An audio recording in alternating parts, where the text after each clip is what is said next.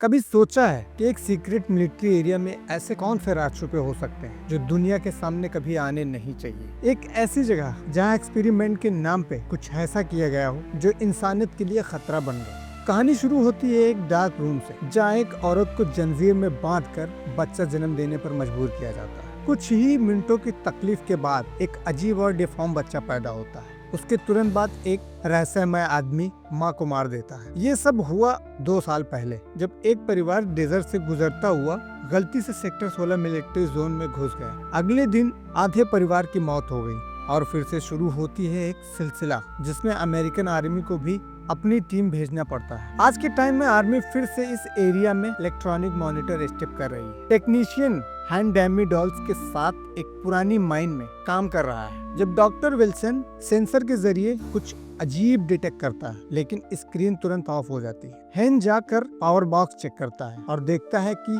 Cables जल चुकी हैं। उसे लगता है कि ये सब रेड्स की वजह से हुआ है। इसी वक्त डॉक्टर फोस्टर अपना इक्विपमेंट सेट कर रहा होता है जब उसे एक म्यूटेड आदमी मिलता है जो एक सांप खा रहा होता है। वो आदमी एक ही बात बार बार बोलता है, रनवे। फोस्टर कुछ समझ भी नहीं पाता कि उसके पीछे से एक और म्यूटेंट आता है और उसे मार डालता है। क्लोनल रीडिंग भी फोस्टर की आवाज सुनकर उनसे ढूंढने आते हैं, लेकिन उसे भी एक म्यूटेंट मारकर पहाड़ी से नीचे फेंक देता है। दूसरी तरफ एक group of soldier training mission पर होता है। यहाँ वो गलती पर गलती करते हैं और उनके सर्जन जेफरी उन्हें इडियट बोलकर स्कोल्ड करते हैं। ट्रेनिंग के बाद जेफरी अनाउंस करता है कि अब सबको सेक्टर 16 भेजा जा रहा है एक सीक्रेट डिलीवरी के लिए।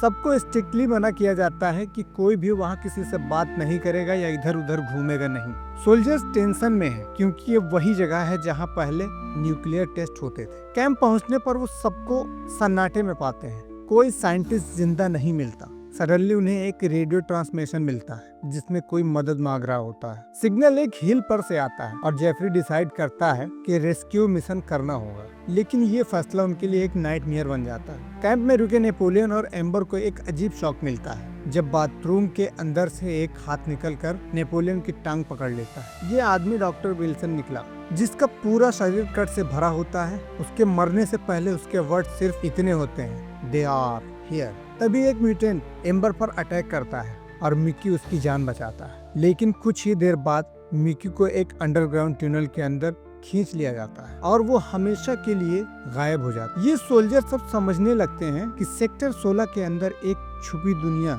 एक म्यूटेंट की दुनिया। जल्द ही एक एक करके उनके साथियों की मौत होने लगती है। सर्जन जेफरी अपने ही सोल्जर्स की गोली से मर जाता है। स्पीटर रोप कट होने की वजह से नीचे गिरकर मर जाता है। हर जगह सिर्फ कंफ्यूजन, डर और मौत है। तब क्लोनल रीडिंग सच बताता है। सेक्टर 16 में वो लोग रहते हैं जो न्यूक्लियर एक्सपेरिमेंट के रेडिएशन से म्यूटेट हो गए थे। ये म्यूटेंट्स मर्दों को मार देते हैं और औरतों की ब्रीडिंग के लिए जिंदा रखते हैं। जब मेसी को म्यूटेंट ले जाते हैं, बाकी सोल्जर्स उसे बचाने के लिए माइन के अंदर घुस जाते हैं। वहाँ उन्हें एक हॉरिफाइंग जगह मिलती है, एक कमरा जिसमें विक्टिम की बॉडीज, पार्ट और खून हर जगह बिखरा होता है। ये साइट उनके होश उड़ा देती है। आगे चलकर एम्बर, नेपोलियन और मेसी एक बड़े म्यूटेंट के सामने आते हैं जो मेसी को टॉर्चर करता है, लेकिन टीम वर्क और डिप्रेशन के साथ ये सोल्जर म्यूटेंट को मार गिराते हैं। ब्लेडी और हॉरिफाइंग स्ट्रगल के बाद वो म्यूटेंट फाइनली मरते हुए गिरते हैं, लेकिन कहानी यहाँ खत्म नहीं होती। आर्मी ऑफिशियल सोल्जर्स की डिसअपीयरेंस को एब्सेंट विदाउट लीव डिक्लेयर कर देती है और कोई वहाँ से सब कुछ लाइव मॉनिटर कर रहा है। क्या हो सकता है अगर ऐसे एक्सपेरिमेंट सच में एग्जिस्ट करते हैं?